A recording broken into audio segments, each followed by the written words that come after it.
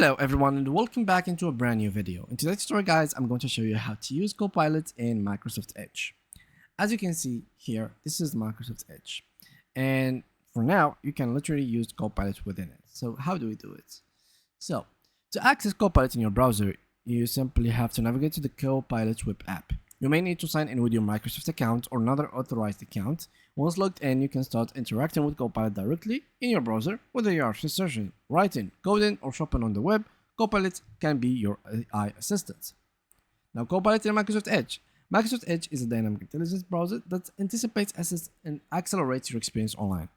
Deeply integrated into the Microsoft Edge experience, Copilot in Microsoft Edge understand the contents of your tab, provide intelligent suggestions, and can even take action on your behalf. With Copilot in Edge, you can ask Copilot anything and get quick, relevant answers without even leaving the page.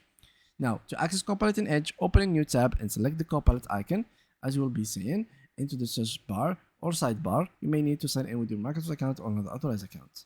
And simply once you've done that, you would be able to actually get your results and basically be able to connect yourself with Copilot in your Microsoft Edge. So this is pretty cool and it will help you a lot guys, so you can literally write any prompt, and this is how it should look like within your Microsoft Edge. So good morning, your name, as you will be signed into your account, and here you simply have to write down your prompt. In case you would like to create something, you can literally just ask it to create something.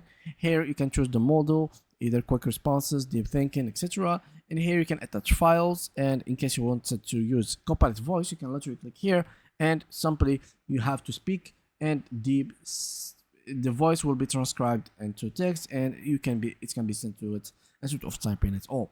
And yeah, that's pretty much it guys for today's video. Thank you a lot for watching. Make sure to drop a like and subscribe, and see you guys in the next upcoming video.